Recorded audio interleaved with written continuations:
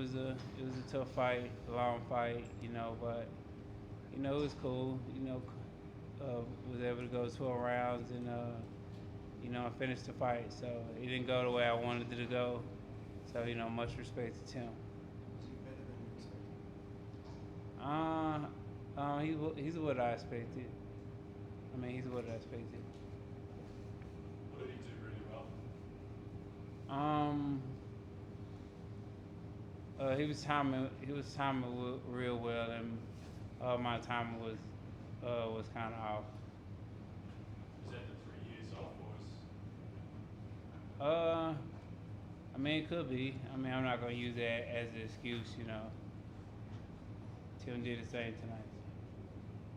Where do you evaluate where you're at boxing career-wise in Errol? Do you think about retirement or do you still want to fight? Nah, man, I'm not. There's no reason to fight, man. You know, I answered a lot of questions tonight for myself personally, and going 12 rounds and realizing how long that 12 rounds was. It's time to hang them up because that 12 rounds don't usually isn't that long, but it was a long 12 rounds tonight, so it's time to hang them up. Errol, was there a point in the fight time where you thought to yourself, maybe it's not going? What did you thought it might have gone? Say it again. Was there a point in the fight time where you thought maybe it wasn't going how you thought it would go? Yeah, yeah, for sure. Can you tell us when that was? Shit, I don't know. Errol, back here. I know it's been 3 years since you stepped back in the ring. How did those first few rounds feel for you? The first 3 rounds, it felt okay. I wasn't nervous or anything like that. The first 3 rounds felt okay.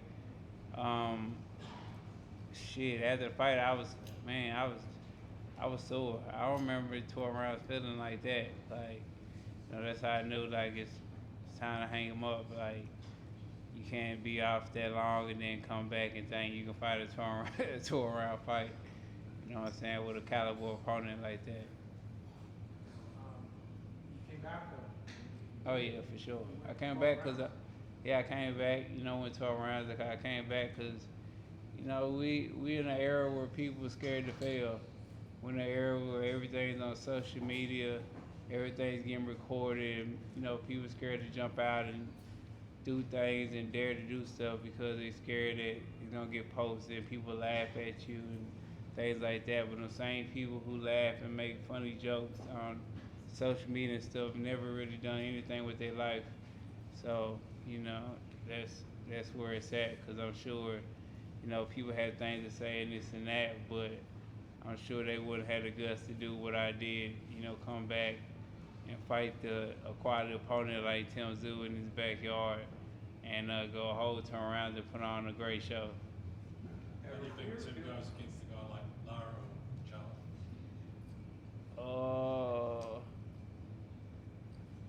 Charlie? Um, I think he can hold Laura's is super tricky. You know, he's certainly an older guy, but he's a grade A caliber opponent, and Charlo will be a good fight. But I think it'll be a 50-50 fight between him and Charlo. Errol, can you reveal how much you've been training over the past 3 years? I've been training. I had a great training camp. I had a very great training camp. I was sparring and working with quality opponents, and training camp was great. But what about before the training camp? I was training too. I was doing a lot of different stuff. I mean, I wasn't all out training. Like I would say 13 weeks ago, I was a big time soccer dad. So I wasn't all out training, but I was training. I was doing my thing. If you were to give some advice to Tim Tszyu on his rebuild this want to win a world title, what would your tips to Tim be after what you saw from him tonight? I already talked to him about that. We talked to the ring about it, and And I already talked to him and, told him, he asked me about stuff he needed to work on and things like that. And we talked about that already, so there's no need to tell social media. Is he the first fighter who's ever fought you and asked for tips afterwards? Yeah, but that shows, it shows, different type of, personality. Somebody who's like, hey, what I need to work on? I need to work on this, that, this, and that, and just picking points that shows a guy who's trying to improve and trying to get better. Errol, how do you reflect on your career now and what you're most proud of? I reflect on my career. I'm most proud of keeping my faculties and having enough money in the bank even before this to be able to go out, retire, and still live the same life that I'm living now, live it 10, 15, 20 years from now, and I'll still be okay. So that's what I'm most proud of, that, I'm in a sport where a lot of boxers, 99% of them, Hall of Fame or not, retire broke. And, after this, even if I didn't have this fight, I would have still been okay.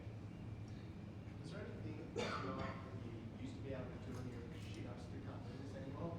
Apart from the Say it again? Is there anything in your game that you realise tonight, oh wow, I can't hit that jab as quick, or my feet aren't as good, or was there anything you found in your own game that wasn't what you thought it was? I mean, it was a lot of stuff. It just, a lot of boxers are very good at having, pride and ego and things like that. And a lot of them can't come with that decision that it's time to hang it up, and they just want to keep going and keep going and keep going. Which, you gotta be real with yourself. And, when it's time, it's time. And I'm real myself to know that, it's time. A lot of boxers don't think it's time, and they just keep going. But I know after tonight, y'all won't see me again in the ring. Errol, can I ask about the song you came out to? I think it was Archie Roach. What was the Yeah. significance of that? You know the significance of it, but Archie Roach, basically that was a song about how in the 1800s all the way up to 1970, British people, white people in Australia basically was taking Aboriginal kids and putting them in white families so they could take their culture away from them, take their language away from them, and take their whole identity away from them. So they took them out their families and cut ties with their families and sent them to white families to make them quote unquote more civilized and not savage, because they thought they were savages and things like that. And it's basically, his song would save the children basically, because they took thousands of kids and took them away from their Aboriginal roots and put them in white families to make them more British or more European. Did you know about that history before coming here, or did you learn it after arriving? I've been knowing about the Aborigines like in the north and things like that, because my whole thing, I was like, man, because I was looking at the Aborigines and stuff, and I see they're kind of lighter complected.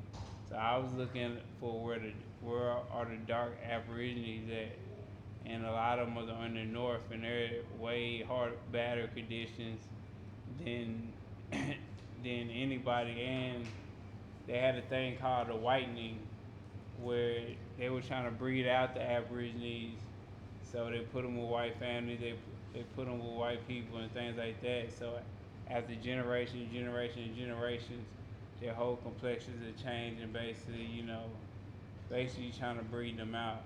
So yeah, man, I was just reading up on it, and just it stuck with me, because it's the same thing I bet the British and the colonies did to Native Americans in America, you know, so, you know, just reading on things like that and just, you know, it resonated with me because black and brown people go through the same thing in America and all around the whole world through colonization, you know, so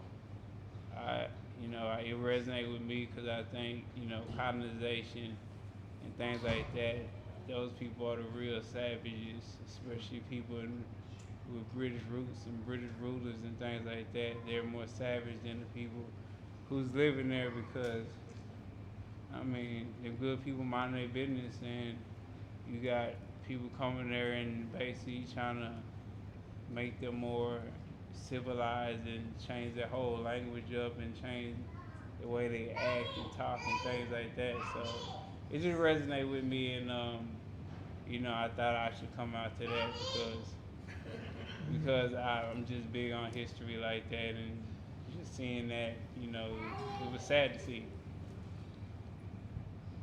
Thank you. Thank you, guys.